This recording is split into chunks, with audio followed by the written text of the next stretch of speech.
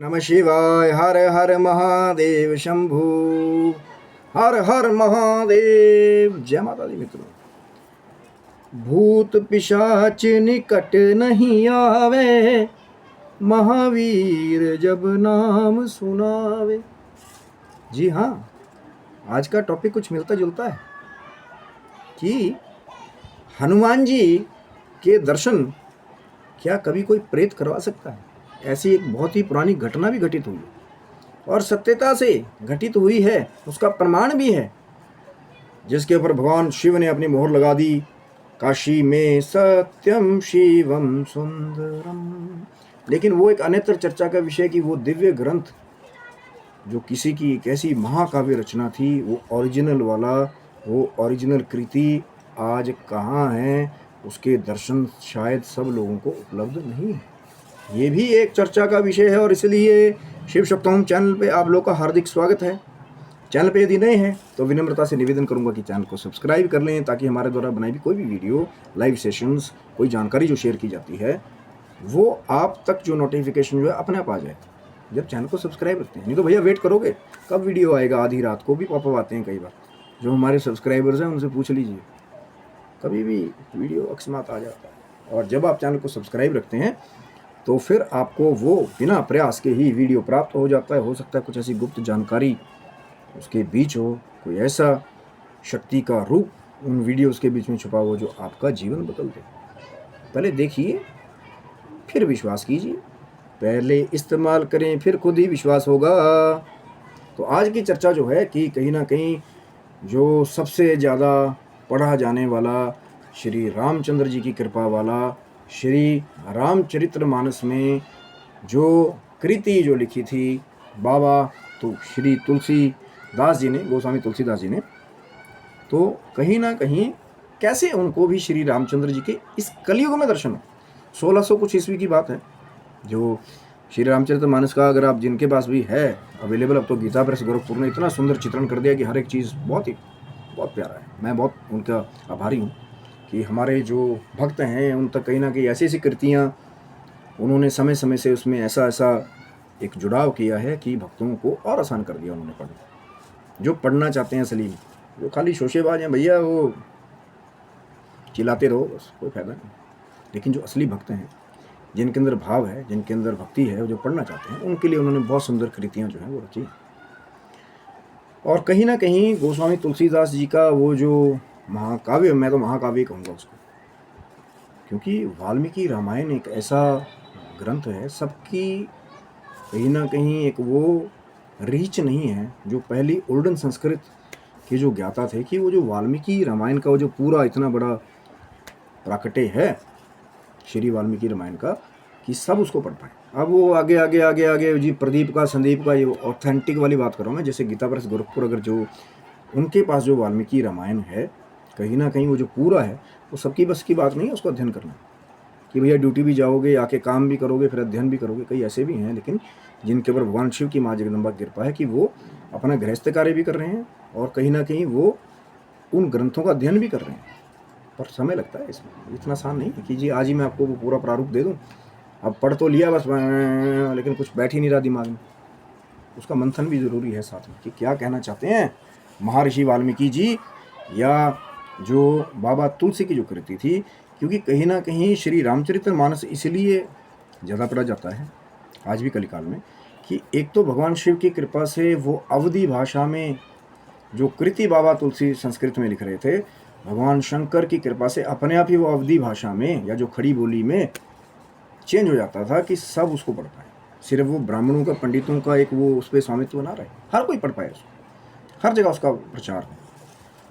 और कैसे वो कृति हुई भगवान शिव की माँ जगदम्बा को जो है दर्शन देने पड़े बाबा तुलसी को, फिर कहीं ना कहीं घाट पे जाकर के उन्होंने वो कृति शुरू की। भगवान शंकर जी की जो कृपा से वो अवधी भाषा में अपने आप ही चेंज हो जाता था कृति, है ना। अगर आप पढ़ेंगे श्री रामचरितमानस के शुरुआत में जब बाबा तुलसी की जीवनी आपको मिलेगी पढ़ने को, या आगे पीछे जब अब थोड़ी कुछ पुस्तक प्रारूप में अलग अलग आपको मिल सकता है, तो वहाँ आप पढ़ेंगे कि कैसे तुलसी से तुलसी, वो एक बड़ी लंबी की चर्चा है। लेकिन आज की जो चर्चा है कि एक प्रेत के द्वारा हनुमान जी के दर्शन हो जाने, कहीं बोलते थे ना भूत पिशाच निकट नहीं आवे, महावीर जब नाम सुनावे। लेकिन यहाँ पे तो कोई प्रेत ही हनुमान जी के दर्शन करा रहा है।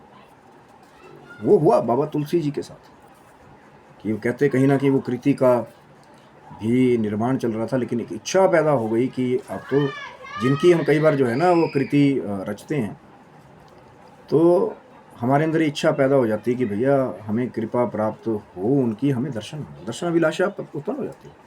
मान लीजिए कि मुझे कहीं शिव महापुराण पढ़ने का एक कृपा प्राप्त हुई या श्री रामचंद्र मानस पढ़ने को मिला, मेरी इच्छा जागृत हो गई, यार हनुमान जी असली में कैसे दिखते हैं, भगवान श्री रामचंद्र जी कैसे दिखते हैं। ये भक्तों के भाव हैं जो असली में उनके दर्शन, जो मैंने बोला ना शोशेबाजी एंड ऑल, उनका कोई लेना देना नहीं है दर्शनों से। वो भक्ति होते हैं, जिन वो भक्ति में जब रत हो जाते हैं कहीं ना कहीं इन ग्रंथों का, दिव्य ग्रंथों का अध्ययन करते हुए, तो वो जो स्वरूप है कहीं ना कहीं उनके मन में एक जिज्ञासा कई बार आ जाती है कि यार जिनके बारे में ये महाकाव्य है वो कैसे दिखते हैं। तो बाबा तुलसी के मन में भी कहीं ना कहीं ये था।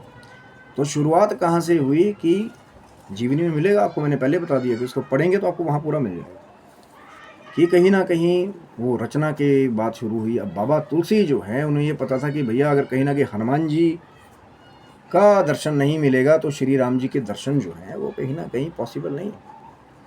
और मन में इच्छा तो थी, लेकिन कहते हैं कोई ऐसा सत्कर्म कभी हमारे बारे में होता है कि उससे क्या पता हमें क्या मिल जाए। हम बोलते हैं ना अब कि बहुत सारे छोटे छोटे अच्छे काम है, गाय को रोटी दो, कोई संत ब्राह्मण आपके घर पे आए तो उसको एक रोटी दे दो, कोई मांगने वाला कहीं पे उसको कोई आवश्यकता है उसको कुछ चीज़ दे दो। हो सकता है वो क्या रूप लेकर के कौन आ जाएगा। इस संसार में सबसे मिलियो धाये, ना जाने किस वेश में तो है नारायण मिल जाए। पर आदत होगी देने की तब ना। अब कोई तीसरा आ गया, दान कर भी रहे हो, आके गलत बोल रहे, अरे यार तुझे पता नहीं है, तू इसे पैसे देगा जाके दारू पिएगा। ये जब आपने दान कर दिया ना उसके बारे में फिर आगे आपको विचार नहीं करना चाहिए। ये इसको ऐसे समझ लीजिए, हाँ ठीक है वो भैया एक अलग वो पॉलिसी है कि भैया मेरा पैसा सही जगह लगना चाहिए। ठीक है चीज़ खरीद के दो, कोई भूखा है उसको खाना बना करके खुद खिला दो भाई बिठा करके। अगर इतना ही आपके अंदर वो एनालिसिस सही करने का है कि मेरी कमाई सही जगह जानी चाहिए, 1 रुपये आप दे रहे हो उसके बारे में भी 1000 जो है वो आप उस पर विचार कर रहे हो, मेरा 1 रुपया सही जगह जाना चाहिए, मैंने 1 रुपया कमाया। भैया जमाना चेंज हो गया, मुद्रा की थोड़ी सी वैल्यू चेंज हो गई। हाँ कोई 1 करोड़ रुपया दे रहा हो उसको चाहिए कि वो 1 करोड़ बार चाहे सोचे कि हाँ किसी सुपात्र को मिले। अब भाई साहब जो 1 रुपया दे रहे हैं वो 101 बार सोच रहे हैं कि 1 रुपया मेरा सही जगह जा रहा है। उसके बाद फिर पड़ोसी को आ गया, इसे मत देना, ये जाके पता नहीं क्या करेगा उसका। अब वो एक तो वो भाई साहब महान 1 रुपया दे रहा है पर उसके बारे में 100 बार सोच रहा है। उसके बाद वो तीसरा महान, क्योंकि ये कहा गया शास्त्र में अगर कोई कहीं दान कर रहा हो आप उसको रोकते हैं बीच में, उसका दोष आपको लगता है, क्योंकि आपने कुछ दिया तो है नहीं, जो दे रहा था उसको भी रोक दिया। हम तो डूबेंगे सनम तुझे भी ले डूबेंगे। तो दान का अर्थ वो है कि आपके दर पे कोई आया, आपने दे सकते हैं तो अच्छी बात है, वेल एंड गुड। उसके बारे में दान का मतलब है कि इस हाथ से दिया तो दूसरे को पता ना लगे, गया इस भूल जाओ। और वही गुप्त दान कई बार आगे चल करके ये जो लोग बोलते हैं ना कि हमें लॉटरियाँ निकली, हमें करोड़ों का धन मिल गया गड़ा हुआ, वो ये चीज़ है, वो ये गुप्त व्यवस्था है। जिन्होंने पिछले जन्म में वो गुप्त दान किए, अगले जन्म में कई बार भगवान की कृपा से उनको वो गुप्त धन कई गुना बढ़ करके लॉटरी के रूप में, गड़े धन के रूप में, पैतृक संपत्ति के रूप में, मिले हुए पैसे के रूप में मिल जाता है। ये उनका ही किया वो कर्म है। आपका ये वो बखान करते रहे कि भैया हम तो बड़े लकी थे हमें लॉटरी निकल गई, पर वो उन्हीं का ही पिछला कर्म है। तो बाबा तुलसी के मन में ये था कि एक सत्य कर्म जो है वो करते थे कि नित्य जल, कोई सूखा वृक्ष था, अब वहाँ जा कर के वो जल दिया करते थे। जैसे संध्या पूजन कई ब्राह्मण देवता करते हैं, उसके बाद कहा जाता है कि चाहे पीपल के पेड़ की जड़ में, या संडे है तो केले के पेड़ में, या किसी अन्य पेड़ में, किसी पेड़ में, वृक्ष में आप उस जल को दीजिए। जो संध्या पूजन करने वाले ब्राह्मण हैं या वैसे भी जिनकी इच्छा हो जाएगी यार पेड़ सूख रहा है जल दे दिया, तो कहते हैं कि उस वृक्ष के ऊपर एक प्रेत निवास करता था। ये मैं नहीं कह रहा हूँ, श्री रामचंद्र मानस में वो जो जीवनी है ना बाबा की, बाबा तुलसी की, वो पढ़िएगा आपको प्रूफ मिल जाएगा। तो वो जल दिया करते थे, कहीं ना कहीं नियम बन गया था उनका जल देने का वृक्ष का। तो वो जो प्रेत था, और वो प्रेत बहुत प्रसन्न हुआ कहीं ना कहीं बाबा तुलसी की। अब भैया जिस स्थान पे आप रहते हो उसको हरा भरा कर दे, कहीं ना कहीं वो सूखा वृक्ष था, वो जल मिलने लग गया, कृपा हो गई।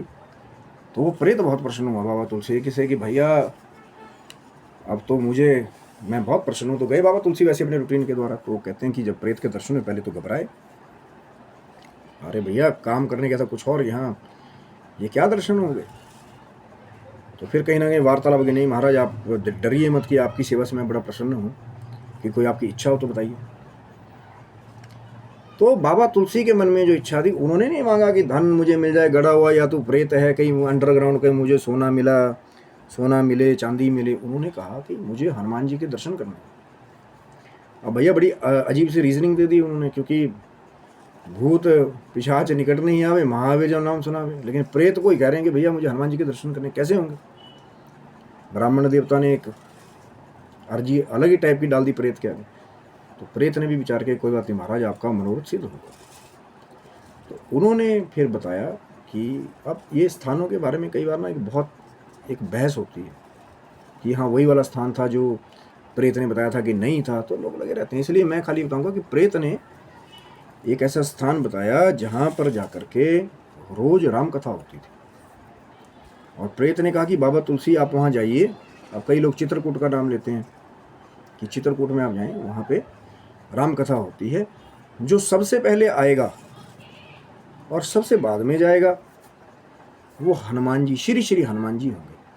ये प्रेत ने बता दिया।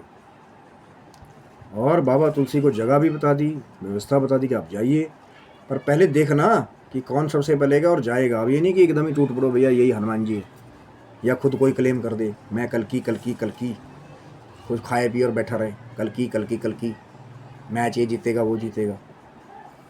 कि आप देखना पहले जाकर के कि कौन, थोड़ा चाहे 2-4 दिन या जब भी कथा चलेगी रोज, कि जो सबसे पहले नियम से आए और सबसे बाद में जाए वही हनुमान जी होंगे, श्री श्री हनुमान जी होंगे। तो कहते हैं कि बाबा तुलसी वहाँ गए तो उनसे भी पहले कोई एक कोड़ी वहाँ पे आके बैठा हुआ। अब बाबा तुलसी को थोड़ा डाउट हुआ कि यार कहा तो था प्रेत ने, पर ये कोड़ी हनुमान जी, और चलो देखते हैं, जैसा बताया था कि भाई थोड़े दिन ऑब्जर्व करना। तो वो कोड़ी पहले से वहाँ रहे, तो बाबा तुलसी भी जो पूरी कथा सुनते और वो भी रुकते, बाकी सब चले जाते, एक वो कोड़ी वहाँ पे रुकता और बाबा तुलसी रहते। तो बाबा तुलसी को थोड़ा डाउट हो गया कि भैया कुछ गड़बड़ है।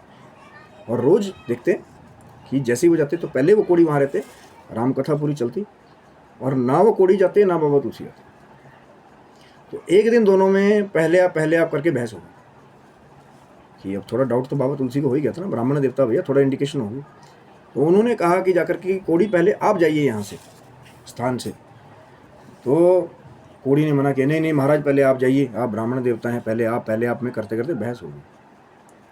तो कहते हैं कि फिर जैसे ही बाबा तुलसी उस कोड़ी के नज़दीक गए तो कोड़ी ने कहा नहीं मेरे पास मत आओ, तुम्हें भी कोड़ हो जाएगा, मुझे बहुत खतरनाक तरह का कोड़ है, तुम्हारा तो जीवन अस्त व्यस्त हो जाएगा। लेकिन कहते हैं कि बाबा तुलसी ने उसी समय चरण पकड़ लिए और कहा हनुमान जी अपना असली रूप दिखाइए। और कहीं ना कहीं ना करते करते फिर हनुमान जी ने अपना असली रूप जो है वो बाबा तुलसी को दिखाया और कहा कि मैं सब जानता हूँ कि आपने कृति भी प्रभु की ऐसी रची, श्री रामचरितमानस के बारे में जो चर्चा चली। फिर कहीं ना कहीं हनुमान जी ने भी वही कहा कि मांगिए, बाबा तुलसी क्या मांगते हैं। तो कहा कि महाराज मुझे श्री रामचंद्र जी के दर्शन कराइए। ये था उनका, ये नहीं कहा हनुमान जी आप उड़ के जाते हो, किसी कंदरा में कोई सोना पोना ये पड़ा हो। बाबा तुलसी की आंखों में कहीं ना कहीं वो अश्रु के भाव थे, वो आशा थी कि मुझे श्री रामचंद्र जी के एक बार ही दर्शन हो जाए इन आँखों को तो मेरा जीवन सफल हो जाएगा। जिनकी वो कृति श्री रामचरितमानस की कृति जिनके चरित्र के ऊपर है, एक बार उनके दर्शन हो जाए। तो हनुमान जी से कहा, तो कहीं ना कहीं पहले देवी देवता भी एकदम नहीं आपको देंगे, तो वो भी विचार करते हैं पहले भी कैसे व्यवस्था क्या है। तो हनुमान जी ने कहा कि चित्रकूट के तीर पर भाई संतन की भीड़, तुलसी चंदन घिसे तिलक देत रघुवीर। आप चित्रकूट के घाट पर या चित्रकूट के तीर पर, वो अलग अलग संतों का केवल पढ़िए उसको। तो चित्रकूट के घाट पे जो है कहते हैं कि हनुमान जी ने कहा कि आप वहाँ आइएगा, वहाँ आपको श्री रामचंद्र जी के दर्शन होंगे। अब कहते हैं कि लेकिन देखिए इस चीज़ को समझिए कि जब तक वो नहीं चाहेंगे आप उनके स्वरूप को नहीं पहचान पाएंगे। गए बाबा तुलसी चित्रकूट के घाट पे, तो कहते हैं कि अन्यत्र रूप में श्री रामचंद्र जी लक्ष्मण जी जो हैं वहाँ से गुजरे, लेकिन बाबा तुलसी उनको पहचान नहीं पाए। तो उन्होंने हनुमान जी को कहा कि महाराज बड़ा विलम्ब हो गया दर्शन में। कहते हैं अभी तो गए आपके सामने से। तो कहते हैं कि फिर निवेदन किया तुलसी जी ने कि महाराज मेरे से तो गलती होगी, मैं तो पहचान ही नहीं पाया। तो कहता है कल फिर दर्शन हो गए यहीं पे, पर कल मैं आपको संकेत दूंगा और फटाफट आप पहचान लेना। तो अगले दिन वही हुआ कि चंदन के एक वृक्ष के नीचे जो है बाबा तुलसी बैठ गए और श्री रामचंद्र जी और लक्ष्मण जी फिर वहां से आए। तो हनुमान जी ने तोता बन के उस वृक्ष पे वो चौपाई कही, चित्रकूट के तीर पर भई संतन की भीड़, तुलसी चंदन घिसे तिलक देत रघुवीर। ऐसी जो है वो चौपाई कही, संकेत कहा। तो बाबा तुलसी समझ गए। अब वो घाट पे, चित्रकूट के घाट पर है, चित्रकूट के तीर पर, वो भी एक चर्चा का विषय। तो फिर जो है उन्होंने संकेत दे दिया कि भैया ये जो वो, क्योंकि श्री रामचंद्र जी लक्ष्मण जी ने आकर के बाबा तुलसी से चंदन मांगा, तो वो चौपाई ऊपर से हनुमान जी ने तोता बन के कही कि तुलसी चंदन घिसे तिलक देत रघुवीर। अब कहीं अब ये भी विवरण मिलता है कि पहले बाबा तुलसी ने श्री रामचंद्र जी को तिलक लगाया, उसके बाद फिर श्री रामचंद्र जी ने बाबा तुलसी को तिलक लगाया। और बहुत ही सुंदर स्वरूप में कहते हैं घोड़ों के ऊपर श्री रामचंद्र जी के, लक्ष्मण जी के वो आयुध धारण किए हुए फिर पूरे दर्शन जो हैं बाबा तुलसी को वहाँ पे हुए। और कहीं ना कहीं वो जो भाव था उनका, वो जो कृपा थी भगवान शिव की, माँ जगदम्बा की, जिसकी प्रेरणा से उन्होंने श्री श्री महाकाव्य श्री रामचरितमानस की रचना की, कहीं ना कहीं उनके मन में वो जो इच्छा थी श्री रामचंद्र जी के दर्शन करने की, पर उनको साथ में लक्ष्मण जी के दर्शन भी हुए। ऐसी कृपा हो गई। पर किस कर्म की वजह से? वो जो सत्य कर्म वो करते थे कि उस वृक्ष को, सूखे वृक्ष को वो जल डालते थे।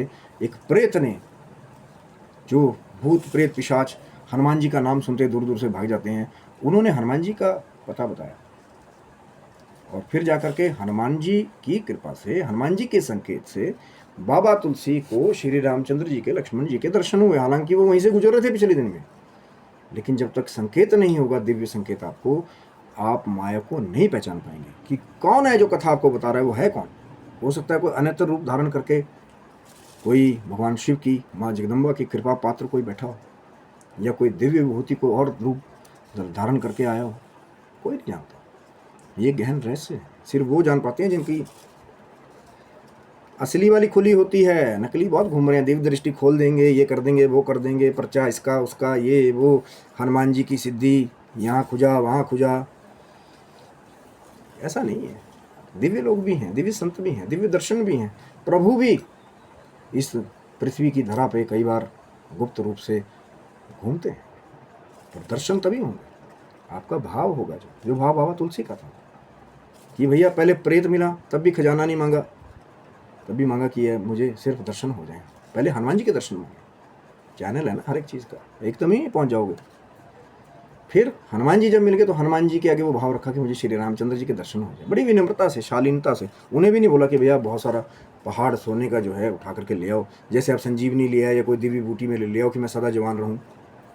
नहीं, दर्शन, दर्शन पे पास हो। तो फिर कहीं ना कहीं जो बाबा तुलसी का भाव था, लेकिन सब शुरुआत कहाँ से हुई? जब भगवान शिव की, माँ जगदम्बा की प्रेरणा हुई, बाबा तुलसी उस महाकाव्य की रचना के लिए आगे बढ़े और फिर कहीं जाकर के फिर उनको वो दिव्य श्री रामचंद्र जी के दर्शन भी हुए, लक्ष्मण जी के दर्शन भी हुए, हनुमान जी के दर्शन भी हुए, इसी कलिकाल में।